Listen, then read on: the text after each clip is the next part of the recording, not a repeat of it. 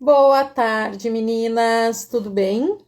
Hoje eu tô aqui num horário que normalmente eu não tô, né? Mas é com um motivo super nobre, que é receber a Gisele Palmas, que é instrutora em saúde integrativa do sono infantil e bem-estar familiar, é formanda em psicologia e é a minha prof do curso de sono, que é maravilhoso. Eu tava estudando aqui e cada vez faz mais sentido para mim essa questão do quanto a saúde da gente tá relacionada com a qualidade também do sono, né? Eu falo muito de alimentação aqui, vocês me acompanham já há algum tempo e sabem, mas o sono tá sendo um universo que eu tô amando explorar. E eu convidei a Gisele justamente para tirar muitas dúvidas, porque o sono é uma coisa que deixa as mães enlouquecidas, né? A gente fica acostumado com a privação de sono, né? A Egi entrou aqui, vamos adicionar. A gente fica acostumada com a privação de sono no início, né? Do puerpério, e aí depois, hoje, Oi, olha eu arrumando a gambiarra aqui. eu arrumei a minha 2 minutos antes de entrar. Tamo junto.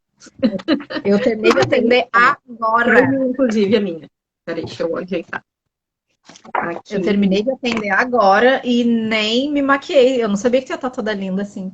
Ai, não, nem te preocupa. Tá linda assim, como sempre. Deixa eu arrumar meu café na minha caneca de tetas. Ah, a gente tinha uma caneca branca, gente, que ela sempre botava nos stories. Daí eu perguntei, essa caneca é branca por estilo, por opção, ou eu posso te dar uma caneca de tetas? E ela sempre, E aí, guria, tudo bem? tudo bom, Gi? Então, eu tava Tudo fazendo bem. uma introdução aqui para as meninas entenderem o quanto o sono é importante, né, na nossa saúde em geral, o quanto ele tem impacto, né? Muitas vezes a gente leva o sono um pouco como um complemento, né? Como uma coisa mais de qualidade de vida, não só de saúde, mas ele tem muito a ver com a saúde mesmo, né? Uhum. Eu não sei se tu quer te Completamente. apresentar, eu te apresentei um Ah, é, né? pouquinho, né? Mas É, esqueci esse detalhe. Gente do céu, todo descabelado, sempre correndo. Minha Nossa Senhora. Então, pessoal, me chamo Gisele, muito prazer a todas as queridas da Cíntia. Eu estou me formando em psicologia, trabalhei com educação infantil praticamente 20 anos da minha vida, né? Sempre trabalhei os primeiros 10 anos com escola, né? Crianças em escola, e depois dentro desse universo de famílias. E eu estava te escutando, né? Tu falando que te apaixonou pelo sono, comigo foi assim também. Quando eu saí da escola, eu comecei a entrar nesse universo materno-infantil, né? Então, eu comecei pela amamentação, aí fui para doulagem de parto e pós-parto. Então, tu começa a atender puérperas, tu começa a ver que a queixa do sono é recorrente, e aí tu pensa, né? Meu Deus, e agora, né? O que se sabe sobre sono? Se sabe muito pouco sobre sono, né? E, na verdade, o que se sabe é aquela rigidez toda dos treinamentos e, né, que contém nos livros e tal. E eu comecei a estudar e me apaixonei pelo sono, né? Atendo famílias com o sono e hoje sou instrutora de alunas maravilhosas como a Cíntia, né? Futuras colegas aí salvando famílias e informando sobre sono, que esse é o nosso papel, né? Educar, trazer informação. A ciência do sono é muito nova, então é algo que assim, agora eu tava conversando com uma mãe explicando para ela, ninguém ensina pra gente que dormir é importante, né? A revolução industrial veio assim para estragar com a natureza do sono. Então a gente tem que aprender, nós adultos, a cuidar do nosso sono para poder cuidar do sono das crianças, né? E é um assunto que é apaixonante. Ixi, é. Maria, são horas e horas de papo aí sobre isso.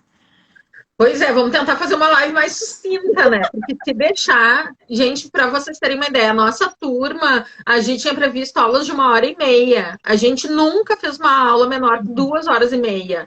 Sempre rende, né? Porque a gente adora falar sobre o assunto que é encantador.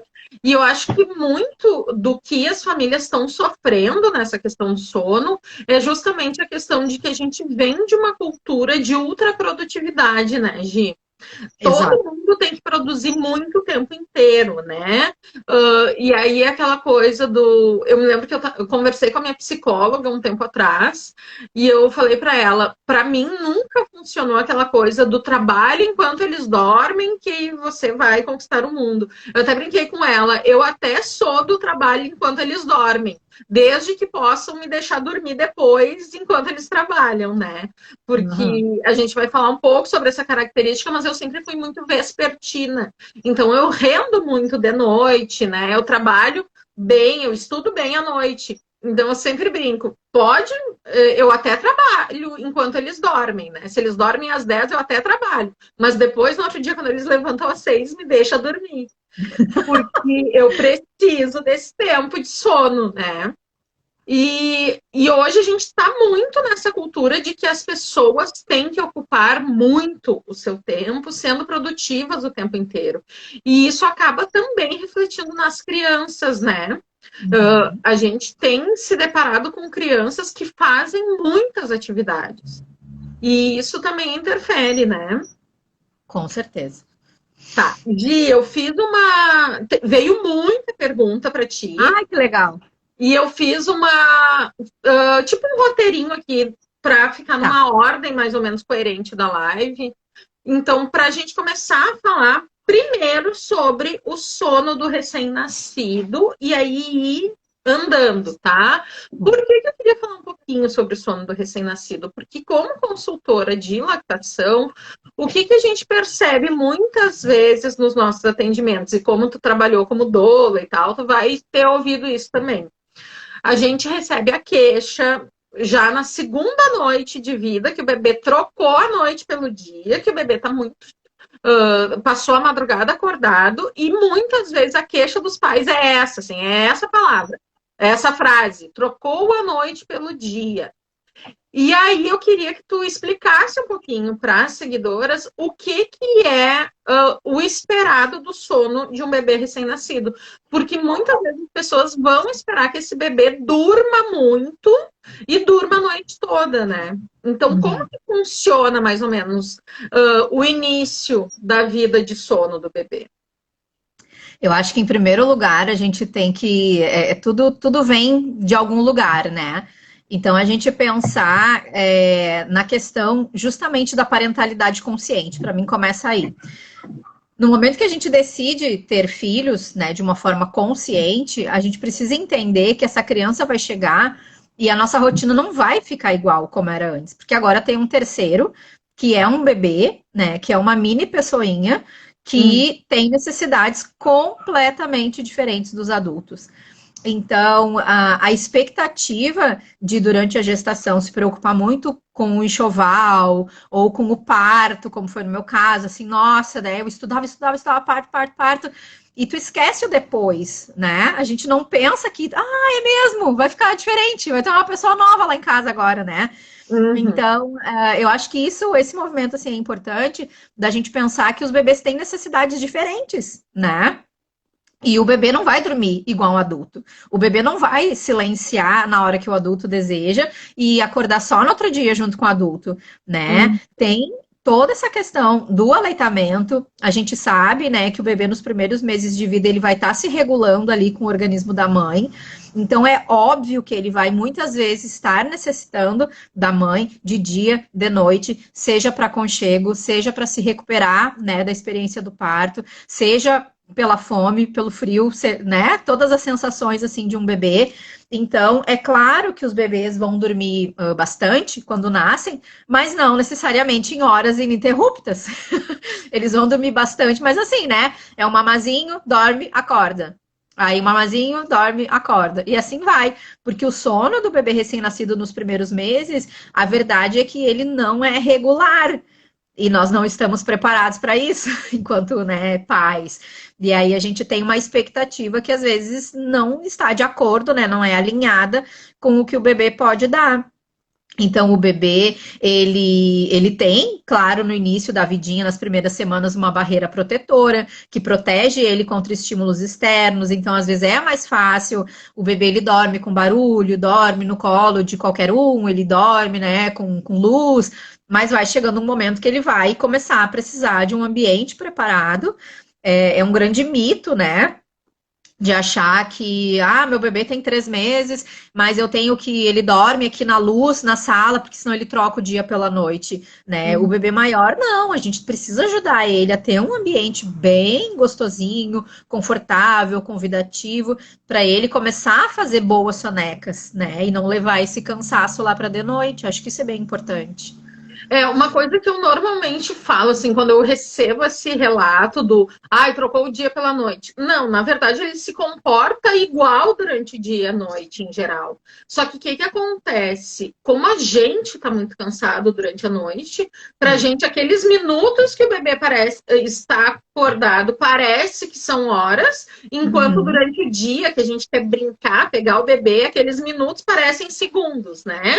E também outra coisa que eu falo, que foi inclusive uma das perguntas, é que quando a gente está cansado, a gente está estressado, o bebê sente também, né, gente?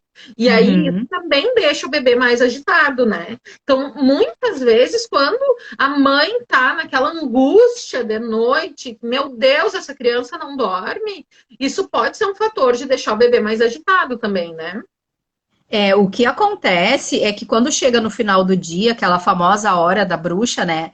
O bebê tá cansado, porque a gente viu na aula passada, nas aulas, nas audioaulas, que o simples fato de existir, né, nesse mundo fora da barriga, já é um estressor para o bebê. Não é fácil para ele estar aqui do lado de fora, né? Então é claro que vai chegar no final do dia, o bebê já tá cansadinho, tá exausto, né? Ele quer um sosseguinho para ele poder descansar.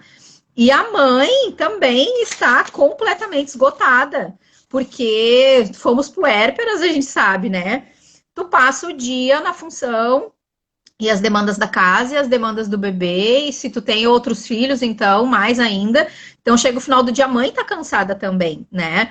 E isso, assim, do bebê sentir o que a mãe sente, eu sempre falo para as mães, vão tomar cuidado para não pegar isso como uma grande culpa, né? De, não posso estar triste, não posso estar cansada. Sim, tu pode, é legítimo, tá tudo bem, né? Tu sentir isso tudo.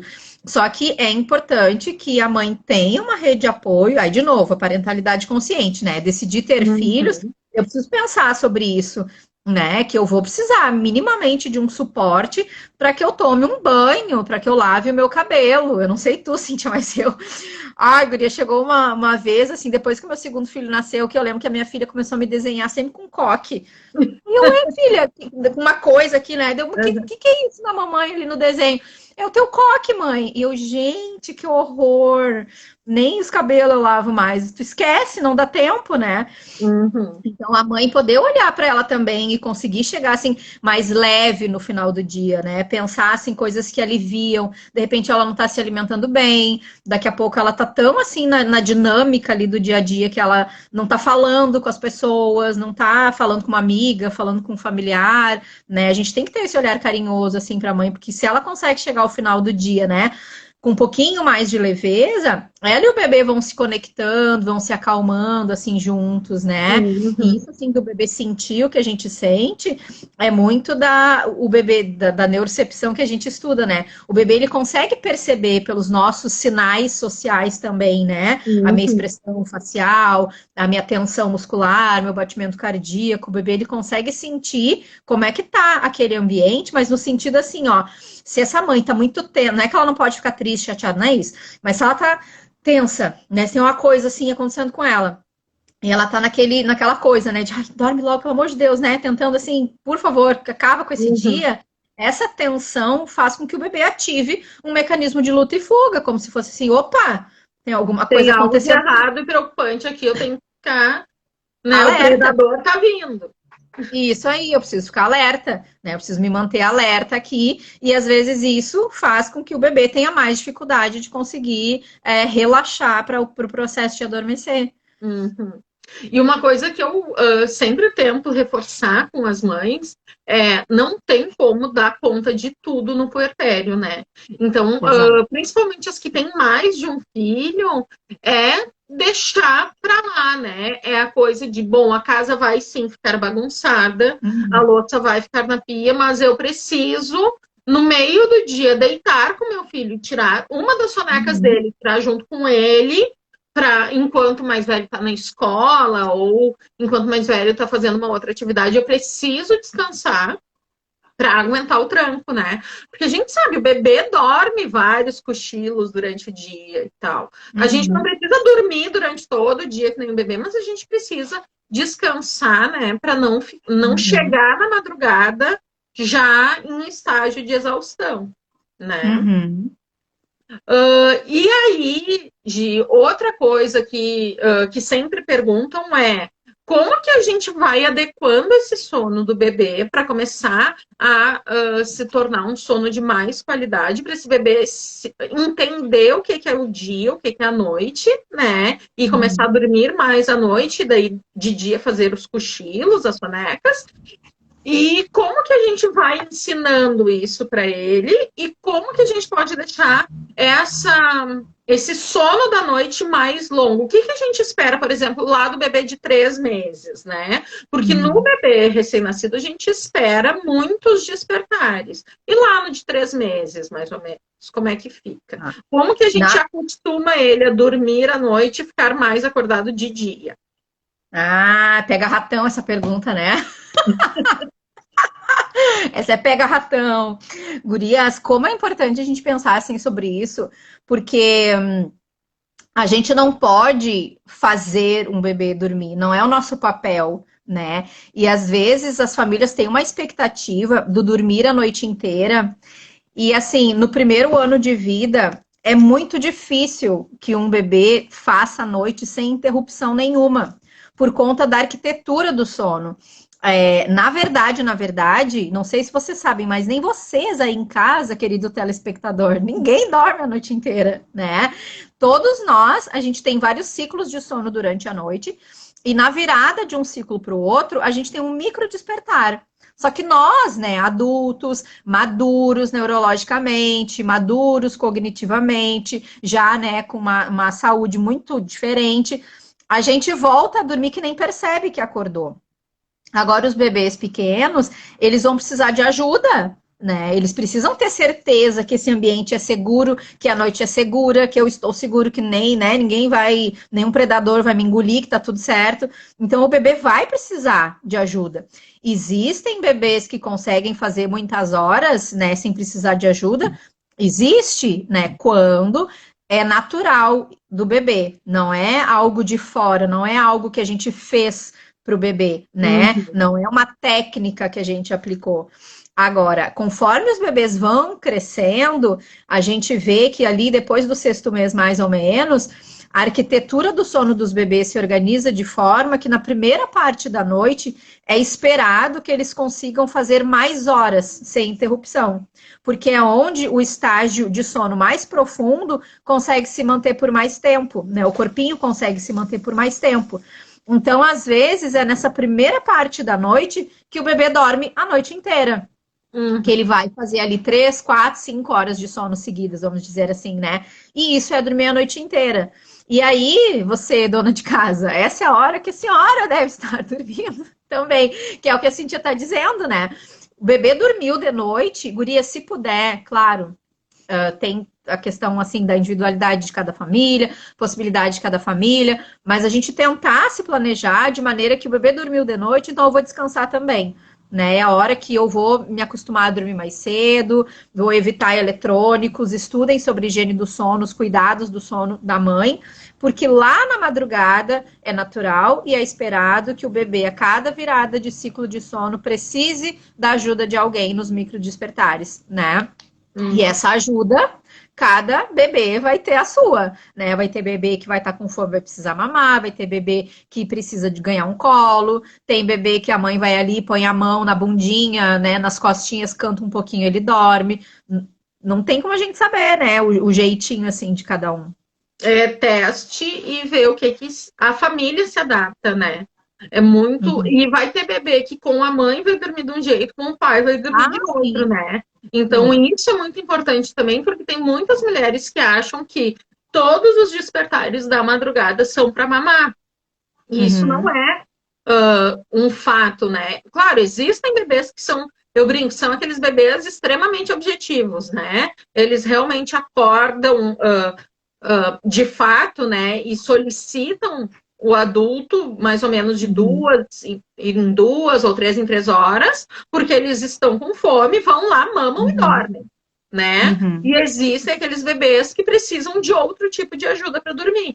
Então, Uhum. aquele bebê que é objetivo, ele é mais tranquilo, porque a mãe enxerga mais como, ele dorme, ele só acorda quando tem fome, né?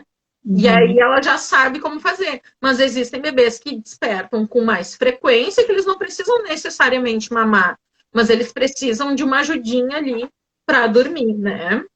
Uhum. E em relação ao dia, Gi, porque assim, outra coisa que é bem comum a gente ouvir é: estou tentando deixar o meu bebê acordado durante o dia para ver se ele dorme melhor à noite. E a gente sabe que isso, na verdade, é um grande tiro no pé, né? Sim. Sim. Apareceu essa pergunta? Alguém perguntou isso? Apareceu essa pergunta e aparece com alguma frequência esse relato para mim também. Tá. E isso é um mito muito grande, que claro que quanto mais a gente vai aprendendo, né, sobre sono, a gente vai descobrindo. Mas eu gosto de falar assim para as mães. Eu vou te ensinar o raciocínio para tu aprender a pensar, e aí tu vai entender o que eu tô te dizendo. Porque se eu só te jogar a informação, tu não vai entender, não vai fazer sentido, né? Então, o que a gente precisa pensar? Que o sono, ele é organizado por alguns reguladores, né? Dois grandes reguladores, e um deles é a pressão homeostática do sono. O que isso quer dizer? Que eu acordo de manhã, começo a acumular essa pressão do sono e chega uma hora que ela precisa baixar, que é a hora que eu tenho que descansar e dormir. Se eu não dormir na hora que o meu corpo pede para eu dormir, significa que essa pressão vai estourar, vai explodir, né? Vai, né, vamos dizer assim, passou do meu limite. E quando passa desse limite, quando eu fico acordado onde eu deveria estar dormindo, o meu corpo começa a produzir níveis altos de cortisol, que é um hormônio bom, que me mantém em vigília, mas quando em excesso no meu organismo, ele se torna no hormônio do estresse. E o bebê estressado, ele não consegue ter um sono de qualidade, porque o sistema nervoso dele entende que eu tenho que me manter em alerta, tem alguma coisa muito errada acontecendo, né? Aqui tem alguma coisa no meu corpo que eu não estou entendendo, então deixa eu ficar em alerta. Porque a gente tem que pensar que não nos importa somente horas de sono. A gente tem que pensar também na qualidade desse sono. Não adianta forçar um bebê a ficar acordado o dia inteiro e aí, de noite, né, ser um bebê que consegue dormir embora cansado, e aí ele faz, sei lá, 10 horas de sono e a família sente que tá arrasando. Mas como é que foi a qualidade do sono do bebê? Né? Será que esse sono foi de qualidade? Se ele foi dormir com esses hormônios completamente desequilibrados, né? Então é muito importante assim, a gente não pula soneca. O bebê que está exausto, ele não tem um sono de qualidade, ele é um bebê que vai estar estressado, né? E o estresse é um impacto muito grande, né? E travou para mim, Cintia. Será que fui eu que travei? Ou será que foi tu? Tu tá travada para mim, mas não sei. Vamos ver se Sério? volta. Eu travei para Mas ti? tu me escuta? Agora voltou. Agora tu voltou. Ah, não, mas se sai a voz, tá tudo certo. Não, mas a gente estava te ouvindo. Ah, então tá. E é isso, né? É um grande mito achar que deixar a criança acordada, né, durante o dia inteiro e pular sonecas, que daí ele vai ter mais sono de noite. Isso é mito, porque ele vai estar muito mais cansado, né? A gente não pode pular a soneca de criança, não se faz isso. Igual a gente não pula a refeição, né, Nutri? Conta aí, Nutri. A gente não pula refeição de uma criança, é muito importante que a criança faça todas as refeições, ela também precisa fazer todas as sonecas, né? Nós não vamos fazer jejum intermitente soneca em bebê, não pode. Não, e outra coisa que eu sempre falo, gente, assim como a gente não pula refeições, né? Mas também não força a criança a comer, a gente Isso. tem que respeitar também essa sensação de sono. Então, as crianças, aos poucos, elas vão ir mudando os ciclos de sono, né? Elas vão. Isso. Um bebê que dormia muitas horas durante o dia, logo vai passar a fazer algumas sonecas longas, né?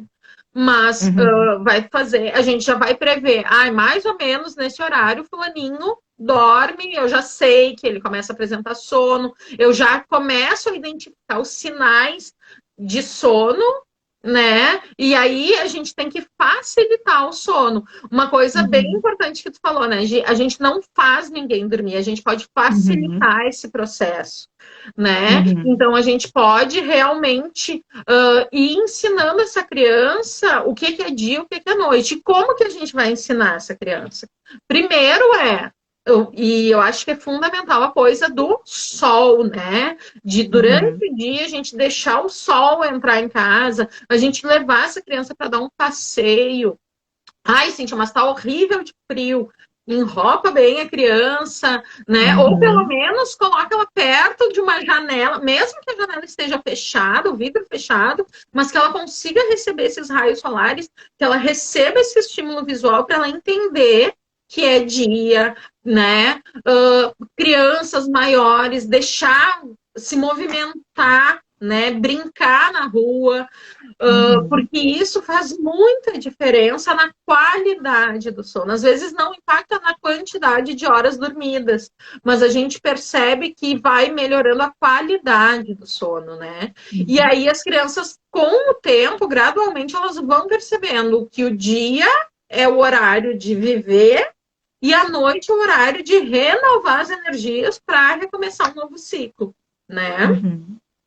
Gi, outra coisa que eu queria que tu falasse é sobre os bebês matutinos e vespertinos.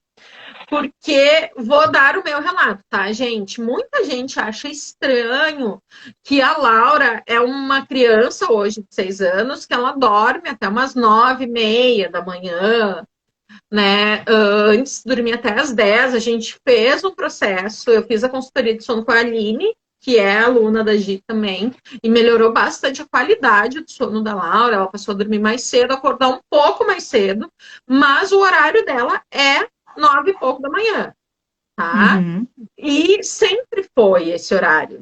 Então, assim, uma coisa que sempre estranhavam aqui em casa é que, às vezes, a minha rede de apoio aparecia aqui 8h30 da manhã para ver ela e tal, e eu e ela estávamos na cama ainda. Por quê? Porque ela acordava, de fato, ali pelas 6, mamava e dormia. Ela dormia na teta já. Diferente da maioria dos bebês. Uhum. E a Uhum. maioria dos bebês é aquele bebê que é 6 da manhã, acorda, é dia, vambora, quero brincar lá. Então, tem Uhum. alguns bebês que têm essa característica mais de acordar mais tarde, né?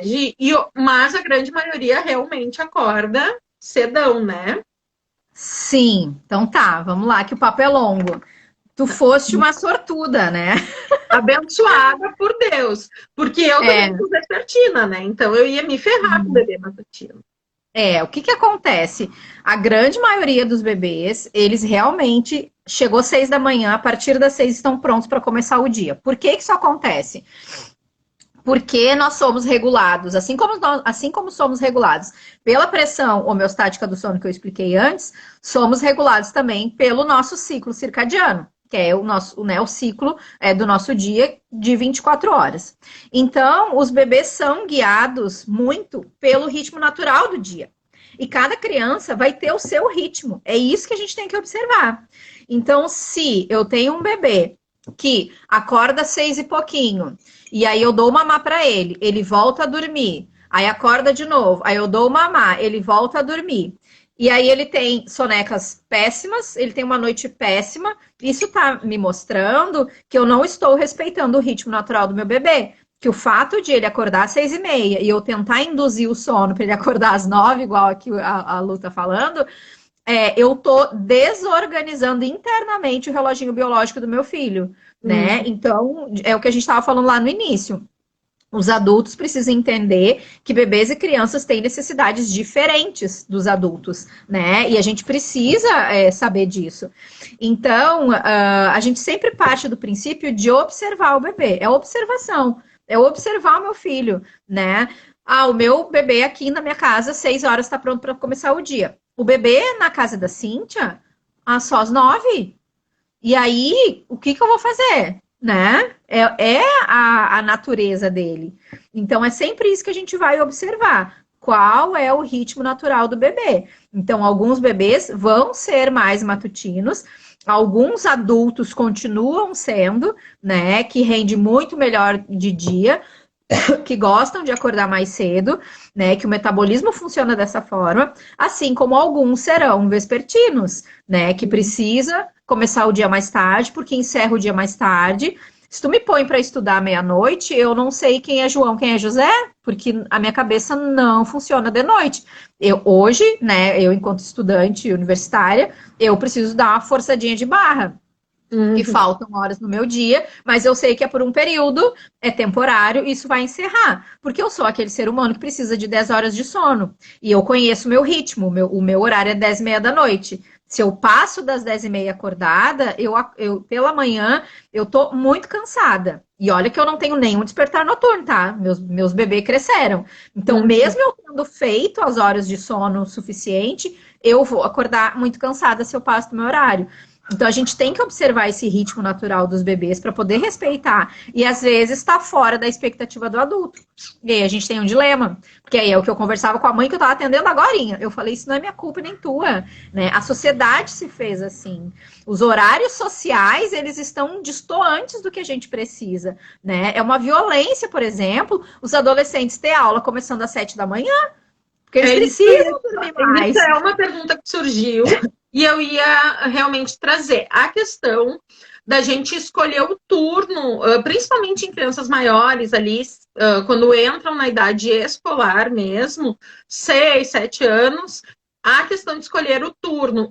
Agora, um pouco antes da live, eu estava conversando com uma amiga que os nossos filhos vão estudar na mesma escola, e aí eu perguntei, vai estudar de manhã ou de tarde? Ela falou, de manhã, porque ele rende melhor, a prof acha que ele rende melhor e tal. Eu falei, que pena, a Laura vai estudar à tarde.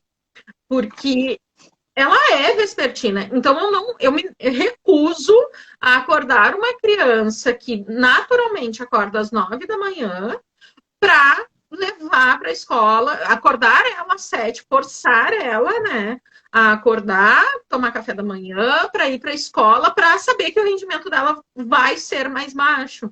Assim como tem crianças que são matutinas, que se elas estudarem à tarde, elas vão ter um rendimento mais baixo também, porque elas já vão estar cansadas, né? Então a gente tem que pensar nisso. E os adolescentes, em geral, são mais vespertinos, né, Gi? Hormonalmente, inclusive, né? Então, isso é uma coisa que realmente a nossa sociedade ela não respeita muito o sono nesse aspecto, né? Exatamente, é aquela história do que tu falou lá no início, né? Produza enquanto eles dormem. Isso assim, é papo de coach, né, gurias? Não tem como. Tu tem que dormir. A noite é feita para dormir, é feita para descansar. Não é feita para tu trabalhar, né? Virar milionário enquanto os outros estão dormindo. Os outros são mais espertos que tu, porque eles estão lá descansando, com saúde, né? Não. Nossa, se a gente começar a entrar no aspecto aqui de saúde do sono, a gente não para mais. Mas não pode forçar isso, né? Imagina só. É diferente se, por exemplo, a Laura começar a acordar às 7 e for dormir 19 horas, está dormindo e está tri bem. Agora, se ela é uma criança que não tem essa característica, tu pode rezar uma missa que ela não vai conseguir dormir mais cedo. E eu vou te dizer assim, o nosso relato, Gi, eu trouxe, quando a gente fez a consultoria com a Aline, eu relatei até um pouquinho aqui, eu tentei trazer para mais perto das 9 da noite. O mais cedo que a gente conseguiu chegar foi 10. Tentei várias semanas puxar 10 minutinhos para mais cedo e parecia uma lagartixa assim na cama e se virava e tal. E aí eu fui percebendo que aquilo não entrava. na rotina dela. Claro que antes, quando ela dormia 11h30, meia-noite, eu não achava saudável e tal, e ela acabava dormindo até mais tarde, mas a gente foi puxando para mais cedo. Ela acabou acordando mais cedo, hoje ela acorda entre 8h30 e 9 e tal, mas não importa o quanto eu tente trazer para mais cedo o sono, ela não consegue dormir mais cedo, né? E ok, pra gente, pra nossa rotina tá tudo bem, eu acho que ela tem uma quantidade satisfatória, é uma criança super saudável, ela acorda bem disposta, né? Apesar dela acordar meio lenta ainda, sabe aquelas pessoas que acordam, sentam no sofá, sabe? Mas tipo mãe, assim, que toma um balde de café. Tipo mãe que fica ali, ó. Tem um meme que fala, né? Tô aqui esperando a alma voltar pro corpo. Exatamente. Tem gente que de manhã não funciona, né? A Laura de manhã é assim, e o meu marido é assim, eles são iguais, assim, às vezes eu chego na sala, estão os dois um sentado do lado do outro, parece um mini clone ali, né? Porque é deles isso, e eu decidi já aceitar, não adianta falar nada para eles antes das 10 da manhã, né? Tá tudo bem, eles não processam a informação. Aqui, outras perguntas, tá, Gi? Senão a gente já tá com 35 minutos de live, parece que faz 3 só. Uma pergunta que surgiu é: acordar o bebê para mamar, precisa ou não? E essa eu não vou nem perguntar para Gi, tá, gente? Como é da minha área, eu vou tomar liberdade de responder, e a Gi, se quiser complementar alguma coisa depois. O que acontece, gente? Um bebê, até a gente ter a certeza de que ele está recuperando o peso do nascimento, que ele está tendo um desenvolvimento conforme esperado, a gente acorda sim para mamar em intervalos entre 2, 3 horas, até 4 durante a noite. Por quê? Porque pode ser que este bebê não esteja mamando satisfatoriamente e esteja fraco demais para chorar e para pedir, né? Pode ser que ele esteja com hipoglicemia, alguma coisa assim. Então, pode ser que esse bebê esteja desnutrindo e falte força para solicitar as mamadas, tá? Agora, a partir do momento que a gente sabe que este bebê está alimentado, é aquele bebê que a gente percebe que as coxinhas estão enchendo, que as dobrinhas estão aparecendo, é um bebê que durante o dia ele acorda em intervalos regulares ali bem tranquilamente. E aí à noite ele estica ali 4, 5, às vezes a mãe é muito abençoada e ele dorme 6 horas seguidas. Tá tudo bem, deixa a criança dormir. Eu costumo brincar, ajoelha, reza, agradece a Deus e aproveita essa fase, porque vai passar. É isso aí. Tu sabe que o meu filho, o Guilherme, nasceu com 4 quilos, né, guria? 4,200, desse tamanhão. E mamava loucamente. E aí, mãe de segunda viagem, acaba que tu tem uma certa segurança, assim, né? E eu lembro do dia que eu disse pro pediatra, assim, ele tá fazendo 7 horas de noite, eu preciso acordar. Ele falou, olha só pra segurir. Não precisa acordar. Agora aproveita, que senão vai ser eterno. E dito e feito. Eu lembro quando ele parou de fazer às 7 horas. Eu achei que eu tinha ganho na loteria, mas não. Então, assim, nesse caso, a pergunta foi trazida por uma mãe de um bebê de 3 meses, eu acho.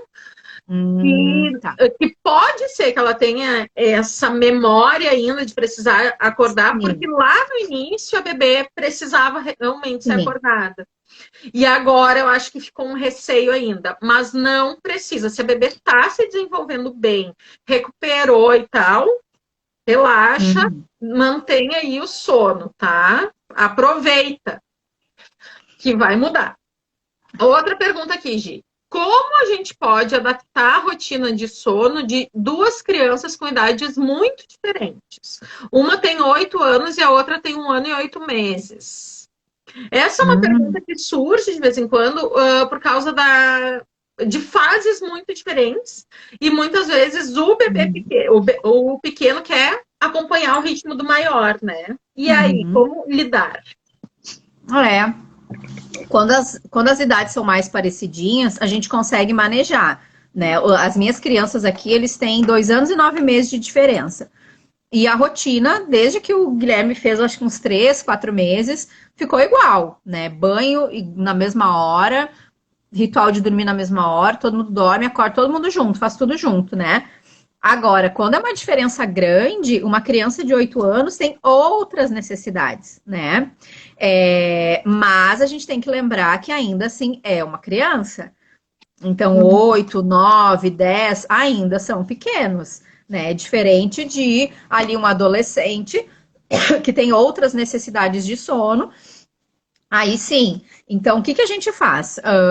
A criança maior, ela vai precisar ser muito mais colaborativa, né? Da gente poder tá explicando. Deixa eu te contar como é que foi aqui em casa, né? Embora os meus filhos tenham a diferença de idade bem parecida, não tão longe, mas chegou um momento que a maior ficou grande e começou a ter necessidades diferentes. Então, por exemplo, ela começou a querer ler antes de dormir. E ela e o Mano dormiam no mesmo quarto. Mas os rituais ainda eram iguais, né? Porque hoje ela tem 9. Continua sendo a mesma coisa de quando ela tinha 1 ano. Continua sendo igual, mesmo ela tendo 9, né? Jantam num horário de criança, vão tomar banho no horário de criança, vão pra cama no horário de criança. A diferença, quando eles dormiam no mesmo quarto, era o seguinte: filha, eu preciso da tua ajuda, que tu espere o Mano adormecer. Quando o Mano dormir, que ela começou a ter 1 hora menos de necessidade que o irmão. Então, o irmão dormia 8 e ela não tinha sono antes das 9. Não tinha. Então, ela tinha 1 hora de tempo do ócio olhando para as paredes, né? Então, esse é o combinado. Quando o Mano pegar no sono, a gente liga uma luzinha aqui do lado da tua cama e aí tu lê até a hora do sono chegar. Né? Então, a gente vai precisar ali estar atuando com o maior para ficar mais colaborativo, mas pensar que as necessidades muitas vezes não vão ser tão diferentes no sentido de que precisam jantar, precisam de banho, né? Precisam para a cama, porque a gente tem que cuidar que às vezes a gente acha que uma criança ali de, sei lá, 8, 9, 10 anos é um mini adulto, que pode ficar com os adultos olhando TV até tarde. E não, né? Na verdade, nem o adulto deveria estar assistindo TV até muito tarde, né? Então, eu acho assim que eu gosto muito de jogar, né, para a família a reflexão, e a família vai conseguir, então, identificar o que funciona, o que não funciona, o que serve, o que não serve dentro do seu lar, né? Não, e outra coisa, né, Gi, é que a gente tem que muitas vezes manejar essas famílias pensando que normalmente a gente acaba dedicando mais atenção ao pequeno, mas que o grande de 8 anos também precisa de um momento da mãe com ele e tal. Então, daqui a pouco, os rituais de sono vão acontecer em horários diferentes, né? Porque daqui a pouco a bebê tem necessidade de dormir às 7, enquanto maior tem necessidade ali às 8 ou às 9. E aproveitar esse tempinho aí para fazer o ritual, né, da mãe com o maior ou do pai com o maior, um tempo exclusivo dele, né? Mas eu gosto, assim, sempre da mãe pensar em facilitar a vida também, porque né, é de noite estamos todos cansados. Então, mesmo tendo essa diferença de necessidade da hora de dormir, eu gosto de organizar de maneira que o jantar seja no horário parecido ou junto, né? Parecido não, assim, junto. Jantar juntos, no processo ali de recolher a janta e tal. O banho ali no mesmo horário. Aqui em casa hoje, né? Um toma banho, sai do banho, daí o outro entra no banho, mas é naquele mesmo horário ali, né? Então, coloca o pequeno para o seu ritual para dormir. E o maior fica, sei lá, na sala, no quarto, em algum lugar, aguardando o adulto voltar, né? Isso também é bem possível, sim. E, Gi, outra coisa, aproveitando essa história do banho, uma coisa que eu sempre ouvi durante a minha gestação é que a gente tem que fazer uma rotina de mamar, banho, pijama pra dormir, né? E aí tá, né? Ganhei lá no meu chá de bebê 2 ofurôs, porque meu sonho era que a Laura tomasse. Fiz curso para dar banho de balde, chantá-la e tal. Resumo da ópera. O que acontecia? Eu botava a guria no banho de noite, a guria simplesmente acordava para a vida, aí sim que queria dormir 11, meia-noite, né? Se eu desse banho nela mais cedo, mais tarde. que eu percebi? Bom, não tá rolando dar banho de noite. Comecei a dar banho nela à tarde e isso melhorou muito a qualidade de vida. E agora, fazendo o curso que a gente falou, né, sobre a questão de que as crianças sentem mais calor, né, e aí muitas vezes esse banho de noite pode atrapalhar, fez todo sentido, porque a Laura é aquela criança que ontem eu consegui botar um pijama de manga comprida nela. E no meio da noite não, né? No início ali da noite, um pouquinho antes dela ferrar no sono, ela sempre faz assim com as pernas, vai por cima da coberta, se destapa, porque ela é muito calorenta. E aí fez todo sentido para mim essa coisa dela não aceitar o banho antes de dormir, porque era um banho quentinho que superaquecia essa criança calorenta, né? Acelerava daí ela, né?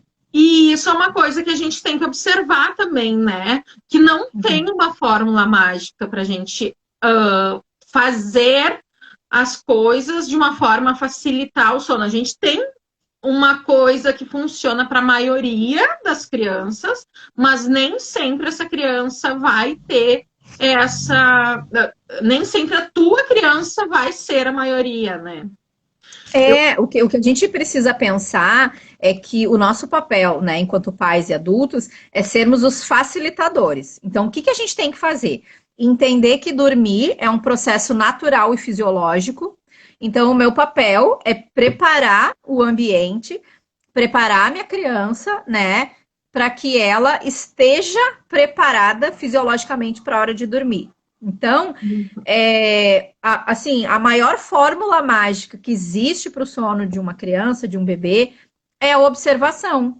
Tu tem que observar o teu filho, né? Tu vai ter que sacar se para o teu filho tomar banho na hora de dormir é bom ou é ruim, funciona ou não funciona, né? É isso que a gente tem que pensar. Isso que tu falou da rotina, qual que é a premissa de uma rotina? É trazer previsibilidade. É deixar a criança, assim, num ambiente linear, onde ela consegue prever o que vem depois, né? Então, se todo dia acontece A, B, C, eu já sei que depois do B vem o C. Então, eu não sou pego de surpresa. E isso deixa a criança segura.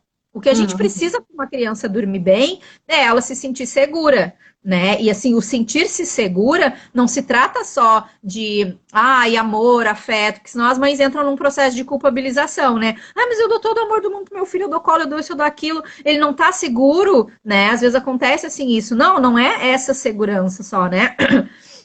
É a segurança no ambiente, no processo, porque a hora de dormir é uma entrega. A hora que eu durmo, que eu fecho os olhos, eu não controlo o que acontece. Então, eu preciso estar seguro, né? Me assegurar de que nada de ruim vai me acontecer. Então, quando eu sei que depois do B vem o C, eu não sou pego de surpresa, eu já sei que as coisas acontecem nesse ritmo e eu consigo me entregar. E agora, quais vão ser os processos de cada família? Depende muito. Daqui a pouco tu não gosta de cantar. E aí vai lá, a criatura te manda uma tabelinha, olha, às 19 tu dá o banho, às 19h15 tu dá o mamar, aí às 19h27 tu canta 3 músicas, sei lá, tô inventando, né?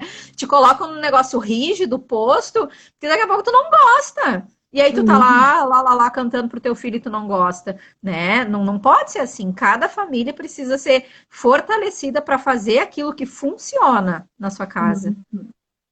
E às vezes o que funciona para uma criança não funciona para outra, né? Sim, exatamente. Muito na mesma casa. Eu morro de medo da minha irmã, por exemplo, porque ela tem gêmeos, 0 rede de apoio, ela mora na Austrália, e aí ela tem um bebê matutino e outro vespertino. E aí para ela é o caos, porque o matutino acorda às 5 da manhã, pronto para a vida, e aí ela acorda junto, vai lá, atende ele, aí lá pelas 7h30 a outra tá acordando e ele já começa a apresentar os sinais de querer fazer a soneca. E aí ela tá sempre com o bebê acordado e ela não consegue descansar. Então, para ela é um caos isso, porque eles têm ritmos. E ela já tentou, ela fez consultoria de sono para ver, né, numa vibe mais treinamento, que foi o que ela achou lá na Austrália. Sim. Inclusive, um dos motivos que eu quis fazer esse curso foi também observando tudo isso, né? Porque isso, gente, é bem importante da gente falar. O curso de saúde integrativa do sono, quando a gente atua com a saúde integrativa, é zero técnicas de treinamento. A gente pensa no bem-estar, né? No apego, no acolhimento. E uma coisa que é muito importante da gente falar é a questão do choro, né?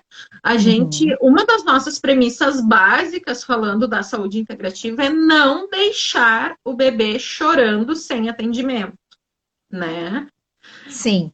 E aí, gente, uma das coisas. E aí, a gente tem que ter muito cuidado para falar do choro, porque quando a gente fala de não deixar o bebê chorando sem atendimento, é diferente de não deixar o bebê chorar, né, Gi?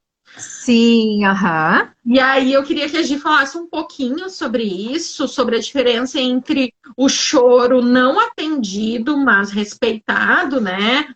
Desculpa, o choro não calado, respeitado, e o choro não atendido.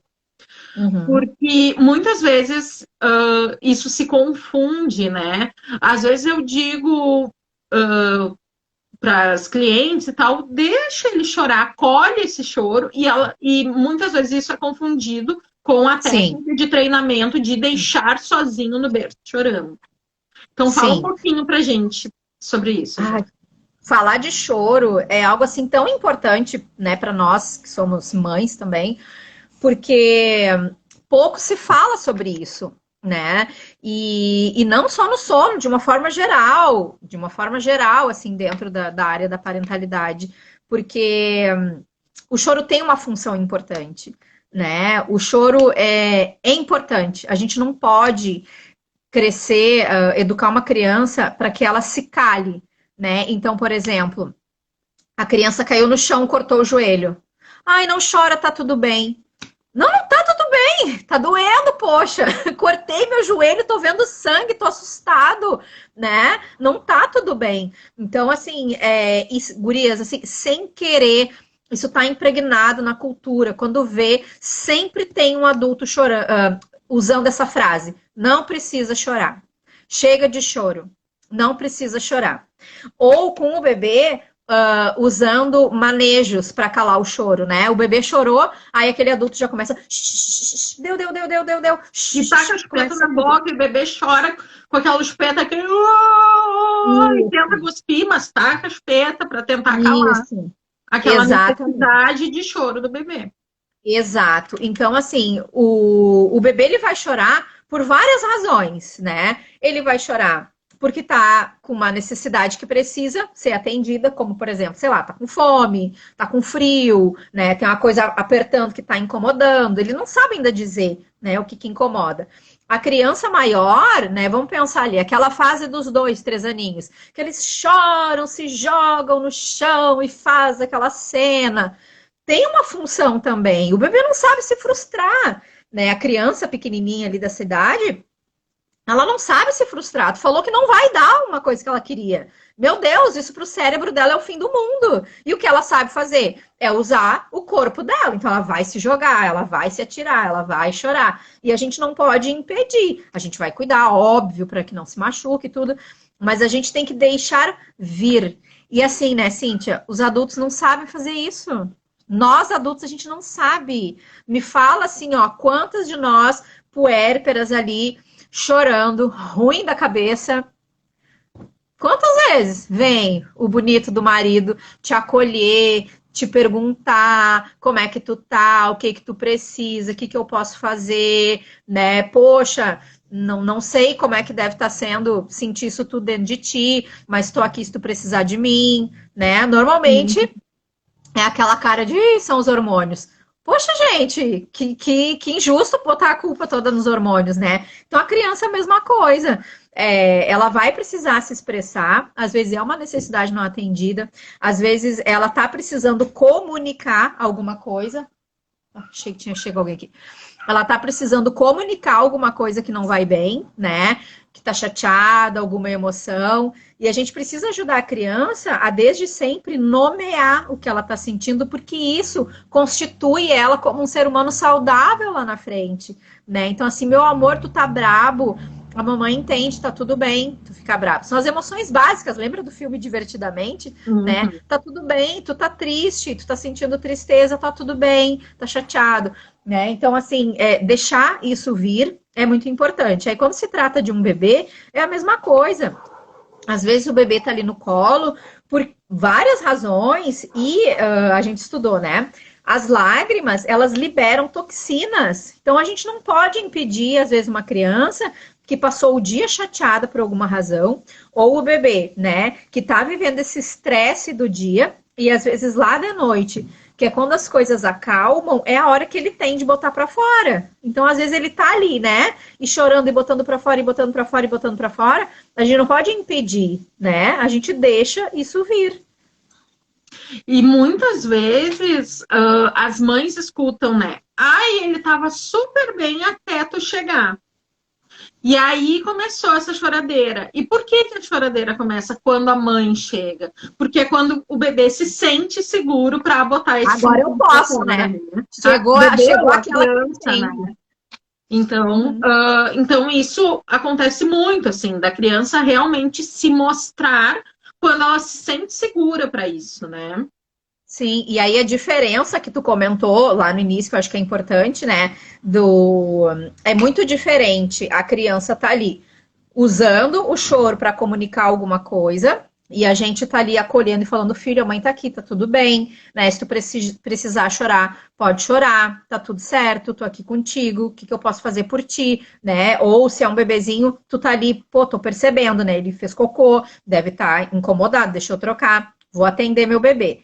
É muito diferente de a criança tá lá no bercinho dela, acordou, começou a chorar, e aí tu não faz nada, né? Porque te ensinaram que tu leu em algum lugar que tem que deixar 3 minutos chorando, né? É muito diferente tu deixar vir, né? Aquele choro que tem uma função, do que tu negligenciar atender a criança. Porque a criança que tá lá no berço chorando quando acordou, ela tá te comunicando que ela tá com medo, que ela tá assustada, que ela quer voltar a dormir e não tá conseguindo, que ela precisa de ajuda, né? Então, assim, é muito diferente como é que eu vou dizer assim, forçar, induzir, né, meu filho a uma situação de estresse, do que eu estou ali com ele e vou acolher e vou ajudar ele a resolver. Uhum. Eu me lembro que eu fiz um curso de desmame e na minha turma estava a Lauren Faller, que é uma psicóloga maravilhosa, e ela falava, gente, o problema não é chorar, o problema é o choro não ser acolhido. Então, muitas vezes, chorar vai ser parte do nosso processo de disciplina, de botar limite, né, de educar as crianças. Por quê? Porque elas vão ficar frustradas e vão chorar porque estão frustradas. E a gente não pode ceder a cada frustração por causa do choro, né? Com medo do choro, né? Exato. Mas a gente não pode também deixar ela chorando, tipo, sem acolhimento, né? Tipo, não dou bola pro teu choro. E é igual a criança maior, trazendo para a perspectiva de uma criança maior, é igual aquela história assim, tá dando birra. Deixa que passa. Tu já pensou assim, que triste tu ser uma criança de 2 anos e tu tá chorando porque tu tá furiosa, ou seja lá o que tu tá sentindo, e a tua mãe tá ali do teu lado, te olhando e não faz nada, né? Então, assim, é diferente de tu conversar e tu falar assim, eu sempre falava isso pros meus filhos, principalmente o pequeno, que era, né, muito assim, eu falava, olha só, enquanto tu tiver assim, eu não consigo conversar contigo, eu tô aqui do teu lado, quando tu conseguir te acalmar para respirar e me falar o que tu precisa, aí tu vem aqui, porque enquanto tu tá gritando assim, eu não consigo te entender. Então eu respeito o teu momento, tá? Mas eu estou bem aqui. É diferente Estou de aqui por ti quando tu quiser, né? É muito importante. E comunicar isso mesmo, né? Falar com essas palavras, né? Tu pode chorar, tu tem todo o direito de chorar. E aí, claro, né, a gente sempre vai educar na questão, tu não pode machucar outras pessoas e nem te machucar, tu não pode quebrar coisas, né, tu quer chutar alguma coisa, tu pode chutar essa almofada, por exemplo, né, mas tu não pode chutar as coisas que quebram, que estragam, tu quer expressar tua frustração, tu tem todo o direito. Porém, eu só consigo te entender quando tu conseguir conversar, né? E aí a criança vai entendendo isso. Então, a Laura mesmo tem vários momentos que ela tá irritadíssima, e aí ela fala, eu tô muito brava!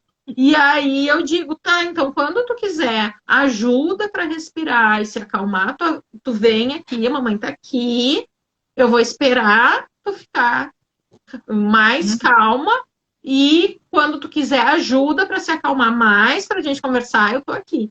E aí ela fica ali, grita uns 2 minutos, que ela tá muito brava, e depois passa, né? E aí a gente vai lidando com isso, né? E outra coisa, hoje mesmo eu tava revisando aqui a apostila e é a coisa, né, do também nem sempre a gente vai acertar. Vai ter dias que a gente vai dizer, para de chorar, vai, chega disso. E aí a gente perceber que errou, pedir desculpas, né? E começar tudo de novo. É um ciclo sem fim, né? Que nem o do Rei Leão. Sim. É a reparação, né? Acho que é importante a gente poder saber que a gente vai errar. A falha faz parte, né? Já dizia o Winnicott. A gente falha, somos humanos, não somos perfeitos porque somos humanos, né? E a falha faz parte. Então, eventualmente, a gente vai pisar na bola, porque, como eu disse, está impregnado na cultura, né? A gente dizer, para com esse choro, não chora. Mas tu poder reconhecer, né? Que, putz, ai, filho, desculpa, sinto muito, eu entendo que tu precisa disso agora, tô aqui, me dá um abraço, né, e poder reconhecer e reparar, acho que isso é importante. Não, e outra coisa que hoje mesmo eu estava pensando enquanto a gente lia, a gente é uma geração que não foi acostumada a receber pedido de desculpas de pessoas mais velhas, né? Então era aquela coisa, por mais que o adulto soubesse que tinha errado com a gente, ele dava uma volta, às vezes dava um presente, mas ele não falava me desculpa, né? Então, isso é uma coisa que a gente pode trabalhar para mudar com essa nova geração, né? Para eles aprenderem que é uma parte de respeitar o outro também, pedir desculpa, dizer sinto muito, dizer eu errei, né? Fica muito mais fácil. Até hoje, a gente vê as consequências disso. Tem gente que a gente, por exemplo, trabalha junto, fez alguma coisa errada, ali não consegue dizer, ai, putz, fiz mesmo, errei. Peraí que eu vou aprender para não fazer de novo. Não, a pessoa faz todo um método. Sim. Reconhecer também a vulnerabilidade de cada um, né? Eu sempre falo assim com os meus filhos. Gente, olha só, hoje a mãe não tá boa. Desculpa, gritei. Tô irritada, tô com coisas de adulto na cabeça. Vocês não têm nada a ver com isso, não é sobre vocês. Mas assim, relevem. Né? Não sou perfeita, sou só uma pessoa. Então, acho que isso é importante também, senão a gente entra naquele ciclo da mãe perfeita, né? Que não existe. Que não existe. Gi, últimas perguntas aqui para eu não te alugar muito, que eu já consegui essa uma. Não, eu tô preocupada com a hora, né? Não encerra com 1 hora? Não, agora é 4 horas. Se a gente quiser ficar falando 4 horas, a gente pode. O problema é as agendas que ficam bagunçadas só, né? Não, eu só tenho horário de 5h30 agora. Então vamos rapidinho aqui. Bebê de 10 meses só faz sonecas no colo 3 vezes por dia e no colo da mãe, só aceita o colo da mãe, recusa outros colos, mas preciso trabalhar e está difícil. Como manejar? Qual a idade? Quantos meses ela disse? 10. Ah, tá. Grande já, pesado, né? Também tem isso, as mães se queixam, né? A questão é, tudo, eu sempre falo assim para as mães, né? Tudo vem de algum lugar e a gente precisa pensar sobre isso para contextualizar e entender o lado do bebê. Então, a gente precisa, em primeiro lugar, pensar assim, como é que tá a mãe nesse processo, né, de chegada de o bebê? Ela tem rede de apoio, ela tá conseguindo conversar com as pessoas, ela tá sendo vista, ouvida, como é que está o estado emocional da mãe? Porque muitas vezes a gente tá ali dando colo pro bebê, mas o bebê dando colo pra gente também, né? E aí a gente quer, assim, se livrar achando que é só um hábito do bebê, quando na verdade é o momento de calmaria da dupla, né? Ela falou quantas sonecas? 3? 3 por dia. Tá. Nessa idade, eu já olharia isso também, né? 10 meses, Stressonex é muita coisa. Então, já olharia para ver se não tá muito. Claro, não conheço o caso, não sei as particularidades eu conheço, foi uma pergunta caso. Sim, quando chega a gente fica sem saber. Até se a mãe estiver aí na live, dá um oizinho para a gente entender. Mas, aí vamos pensar assim, a gente entender da onde que vem, né, essa necessidade, se vem da mãe, se vem do bebê, se é algo da dupla, porque dentro da saúde integrativa, a gente sempre vai na raiz do que está acontecendo. Isso precisa ser visto, né, da onde isso vem. Se a gente chega para essa mãe e ensina, entre aspas, ela o bebê dormir fora do colo, sem eu entender da onde isso vem, de onde essa necessidade vem, eu estou treinando essa dupla a algo, né? Então, não é isso que a gente quer entender da onde que isso vem, porque às vezes é uma questão emocional, é uma questão da história da mãe, é uma questão ali, talvez, de um parto traumático, vamos pensar assim, ou, sei lá, bilhões de possibilidades aí, que a mãe vai conseguir resolver na terapia, e não na consultoria do sono, entendeu? Então, às vezes, não tem nada a ver com o sono, tem a ver com o olhar, né, ali para essa dupla, acho que isso é importante. Agora, vamos pensar, não, tá tudo certo, tá tudo bem, belezinha, tá? Eu só queria realmente, eu não sei, colocar ele para dormir em outro lugar. Nunca tentei, nem tentei. Às vezes a mãe diz assim, sabe? Time que tá ganhando não se mexe. Guria, tá me faltando. Eu tô sem calar a minha boca desde 1 da tarde, falando sem parar. Eu já tomei 50 copos de água desse. Então, e aí eu sou rapidinho para dar um intervalo aí para tu. Até o próximo. Não, o meu problema é que além de ser hiperativa, eu respiro pela boca, guria. Minha mãe me deu chupeta. Tadinha dela. Essa é a próxima pergunta. A nossa conversa daquela aula, né? Então eu respiro tudo errado. Aí eu falo, fico sem respirar. Mas, o que eu tava falando? Então vamos pensar assim, que a mãe, nunca nem tentei, eu queria achar formas. O que a gente faz então? Vamos pensar. Tá, o bebê dorme no colo ele se sente seguro. E a gente sabe que a segurança é o que ele precisa, né, para adormecer. Então a gente começa a trabalhar a mãe para apresentar outras formas de conforto para o bebê. Ele precisa ver que existem outras maneiras dele encontrar essa mesma segurança, né? Então a mãe pode ser muito sincera para o seu bebê e falar assim, filho, as minhas costas estão doendo. A gente vai descobrir uma outra maneira para que tu fique tão bem quanto tu está agora. A gente não vai mudar na tua segurança, no teu bem-estar, mas eu preciso ficar bem também. Né? Então eu vou te mostrar que, claro, a mãe não vai falar isso tudo, tá, gurias? Assim, eu tô aqui racionalizando para ajudar vocês a raciocinar, tá? Então isso tudo, assim, a gente vai pensar e vai trazer para o bebê isso, aí a gente apresentar outras formas, só que essa transição tem que ser muito tranquila. Então vamos pensar, ela pode tentar, de repente, deitar na cama com ele, e ficar do lado, né, com a mão por cima, reproduzir um colo, porém deitada na cama, né? Ela pode tentar uma poltrona mais confortável, um lugar que ela fique bem e colocar ele no colo, sabe? Tem várias formas assim da gente modificar o manejo, mas de maneira que fique bem e confortável para todos, né? Porque o que não pode o bebê tá super bem e a mãe não tá curtindo. Ela não tá curtindo mais. E aí é uma violência para ela, né? Ficar fazendo uma força que para ela não tá bem. Daqui a pouco ela tá se machucando, né? Daqui a pouco, né, machuca mesmo a coluna, enfim, sei lá. Eu acho que eu contei para vocês. O meu filho, Guilherme, ele dormiu no meu colo, de pé, sabe Deus quantos quilos ele tinha, até 2 anos e 4 meses, mais ou menos. Só que eu fazia isso, assim, ó, feliz da vida. Porque o Gui, quando era nenê, acordava a noite inteira. Então, quando ele começou a dormir a noite toda, sem acordar nenhuma vez, mas a hora de fazer ele dormir ali, de ajudar ele a entrar no sono, se eu precisasse plantar bananeira, eu plantava, eu tava no lucro, assim. Então, para mim, isso era de boa. Agora, daqui a pouco, vai ter uma mãe que para ela não é de boa, mas não é mesmo, né? Porque ela tá cansada, ela tem outras coisas. Por exemplo, pode ser que essa mãe tá morrendo de sono. Imagina que perigo, ela tá com o bebê no colo e daqui a pouco ela dá uma cochilada, o bebê cai, né? Não, e Então, outra coisa, ela diz aqui, preciso trabalhar, está difícil. Então, tem essa necessidade de que daqui a pouco o bebê demora muito para pegar no sono. Tem aqueles bebês que encostam em outro tecido, já se acordam. E aí pode ser também uma questão até sensorial, né? A gente tem 1000 possibilidades aí. Então, nesse caso, seria legal fazer uma análise mais detalhada do que está acontecendo, né?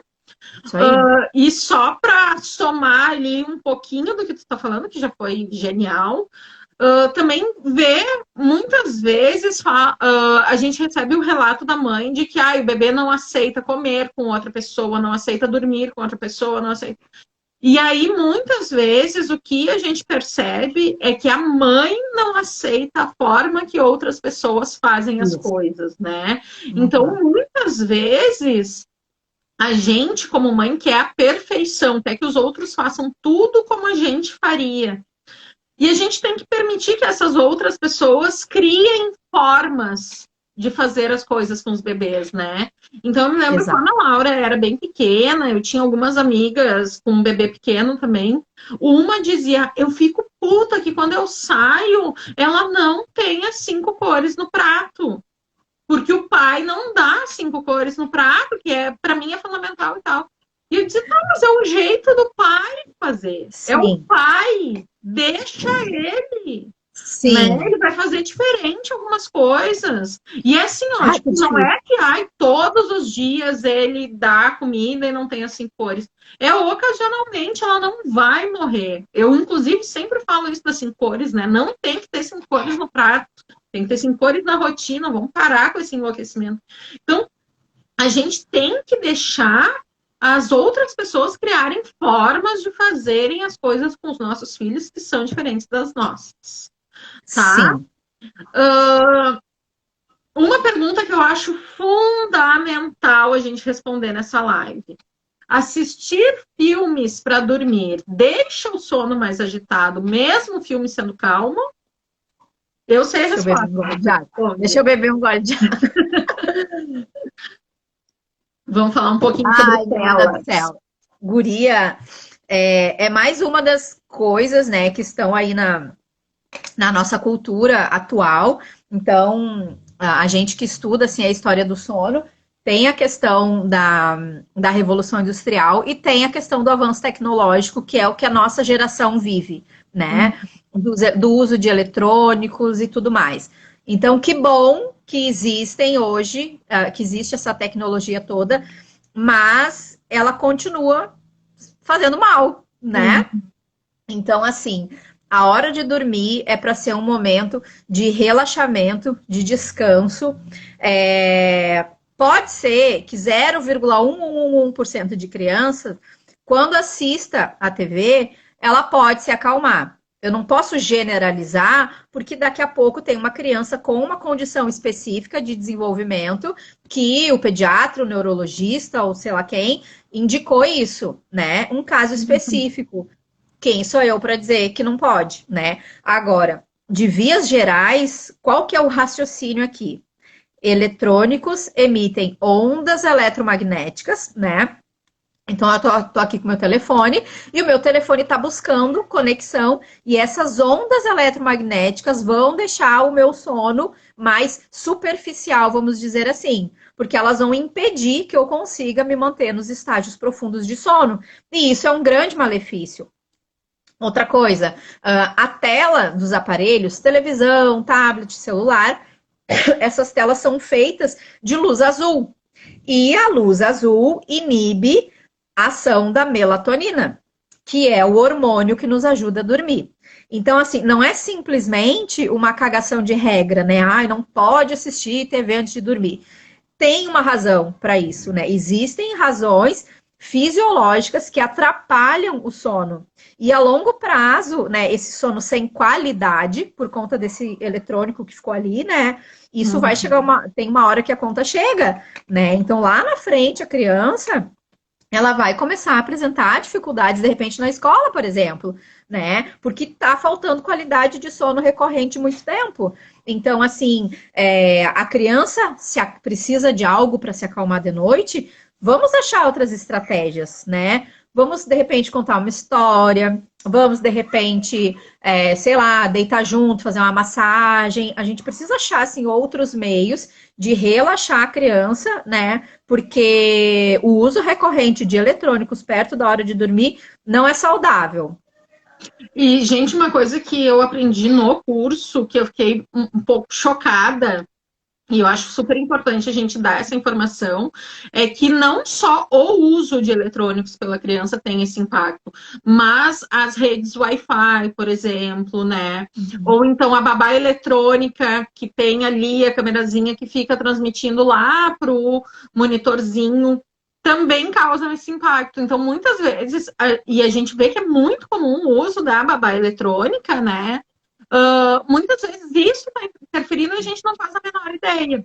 Então, o que a gente pode fazer, né, para diminuir esse impacto? Afastar isso do berço do bebê. Então, deixar a câmera da babá eletrônica o mais longe possível. Claro, tem que enxergar o bebê, né? Cíntia, quem nunca deixou dentro do berço? Eu deixava. E tu?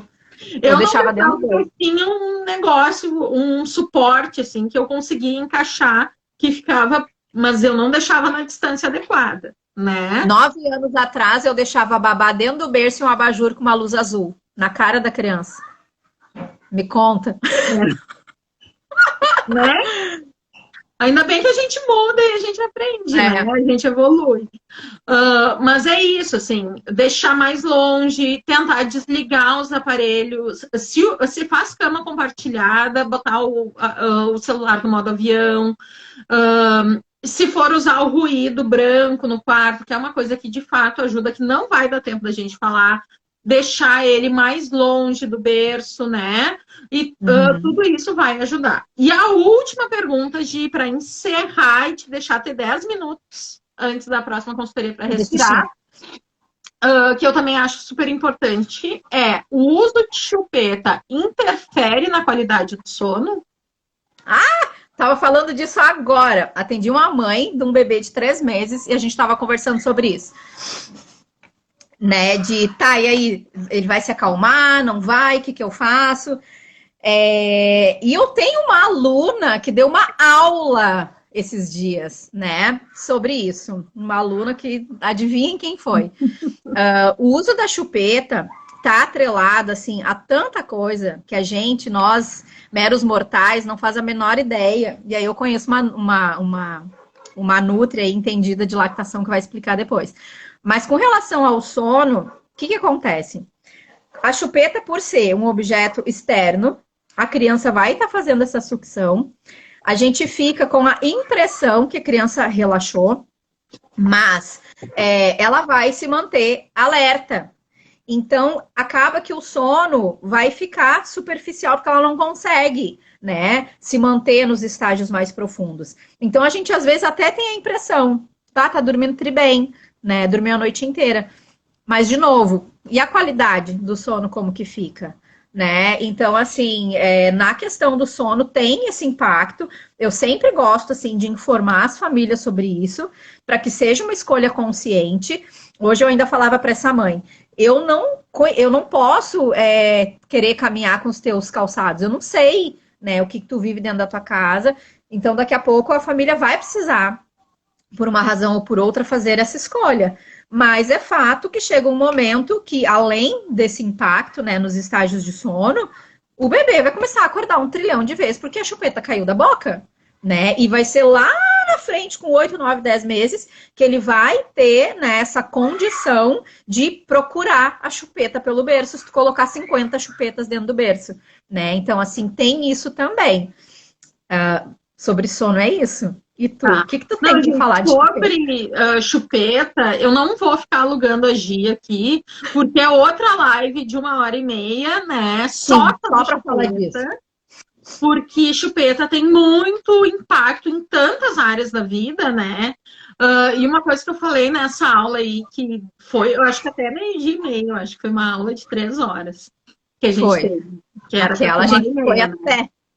E aí, uma das coisas que eu comentei com as gurias é que o nosso papel como profissional não é dizer usa ou não usa. É dizer, ó, tem este impacto. Para tudo. A gente não diz assim, tu tem que pôr o teu filho para dormir às 7 da noite. A gente diz, se tu colocar às 7, ou se tu colocar às 7h30, ou se tu colocar às 8, vai ter essa diferença. A família vai escolher, né? Então, muito do nosso papel de educador é isso. É a gente educar sobre riscos, sobre benefícios, é a gente educar sobre o impacto das coisas, porque muita gente ainda acredita que chupeta só entorta dente. E isso não é verdade, né? Então, para falar de chupeta vai ser, eu acho que eu vou fazer um IGTV ou mesmo uma live sobre chupeta, né? Mas daí eu vou parar de alugar a Gi, deixar uns 10 minutos para ela respirar, fazer um xixizinho. E Gi, eu quero te agradecer muito, foi maravilhosa essa live. É uma honra, vai ser salva no IGTV, gente. Então, quem assistiu e acha que tem outras mães que vão se beneficiar, por favor, manda para elas. E dizer, né? Eu falei que eu ia explicar por que foi nesse horário. Por causa da agenda da Gi, que é super concorrida, né? Então, esse horário é melhor. E 2, por causa dessa questão de evitar o uso de telas à noite, né? Que não é só para criança, gente. Então, isso é uma coisa, quem me acompanha aqui deve ter percebido que reduziu muito meu número de postagens de stories, por exemplo, à noite, porque eu tenho tentado não só fazer a rotina da Laura assim, mas também a gente melhorar a nossa rotina toda aqui em casa. E a Gi também acessa menos celular à noite e tal. Então, como ela dorme às 10h30, não dá para ficar fazendo live até às 9h30, né? Aí a gente faz essa live mais cedo. Mas eu quero agradecer todo mundo que participou.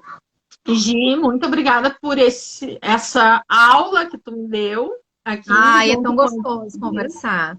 Eu que agradeço muito, agradeço por tu estar junto na turma, né? Já aí uma nova colega ajudando famílias e salvando famílias com informações importantes, né? Acolhendo. E obrigado também, gurias, todas vocês que assistiram a gente e as que chegaram lá. Chegou um monte de gente lá no meu perfil. Então tá, gente, muito obrigada. Um beijo. Até a próxima, então. Tchau, tchau. Até. Tchau, tchau.